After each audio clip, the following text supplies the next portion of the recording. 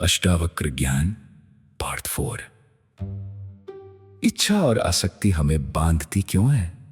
क्या आपने कभी किसी चीज को इतना चाहा है कि उसके बिना आपको लगा हो मैं खुश ही नहीं रह सकता?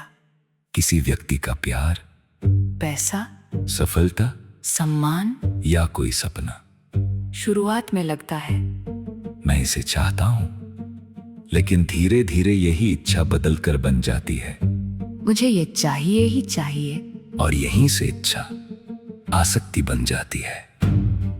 अष्टावक्र का ज्ञान हमें इसी अंतर को समझने के लिए कहता है। इच्छा होना गलत नहीं है।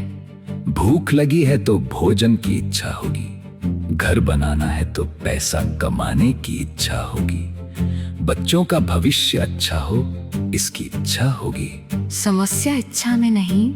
समस्या तब शुरू होती है जब हमारा मन कहता है अगर ये नहीं मिला तो मैं खुश नहीं रह सकता। अब हमारी शांति उस चीज के हाथ में चली गई, और जिस चीज के हाथ में आपकी शांति चली गई, उसके खोने का डर भी पैदा हो गया। मान लीजिए आपको किसी व्यक्ति से बहुत प्रेम है। प्रेम धीरे धीरे बदलकर अधिकार बन जाता है। वो हमेशा मेरी बात माने, वो मुझे कभी छोड़ कर न जाए, वो सिर्फ मेरे अनुसार चले। अब प्रेम के साथ डर जुड़ गया, और डर के साथ शक, शक के साथ बेचैनी, और फिर वही रिश्ता जो कभी खुशी देता था दुख का कारण बनने लगता है।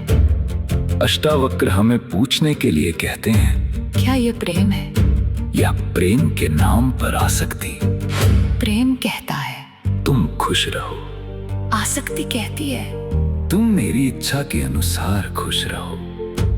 प्रेम में स्वतंत्रता होती है, आसक्ति में पकड़ होती है। प्रेम में विश्वास होता है, आसक्ति में खोने का डर होता है। यही अंतर समझना बहुत जरूरी है।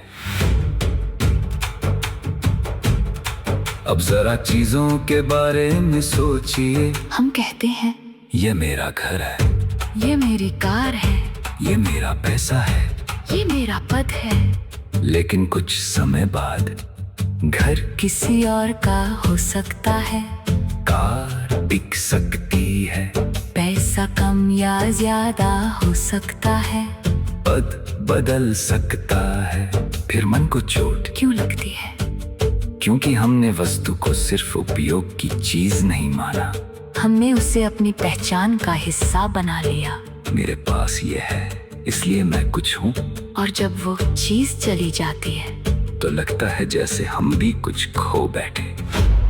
अष्टावक्र का ज्ञान कहता है वस्तुओं का उपयोग करो, लेकिन उन्हें अपनी पहचान मत बनाओ। आपके पास धन है, अच्छी बात है, लेकिन आप धन नहीं है। आपके पास पद है, अच्छी बात है, लेकिन आप पद नहीं है। आपके पास सम्मान है, अच्छी बात है, लेकिन आप दूसरों की राय नहीं है। जब ये समझ धीरे धीरे भीतर उतरती है तो आसक्ति की पकड़ कमजोर होने लगती है।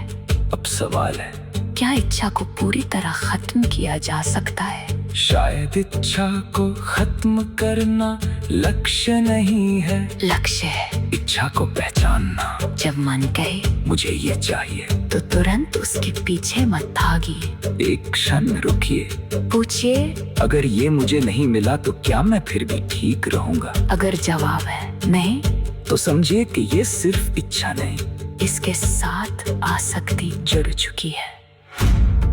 एक बहुत सुंदर उदाहरण है, नदी में बहता हुआ पत्ता नदी के साथ चलता है। वो पानी को पकड़ने की कोशिश नहीं करता, उसे पता है पानी जिस दिशा में जाएगा वो उसी दिशा में जा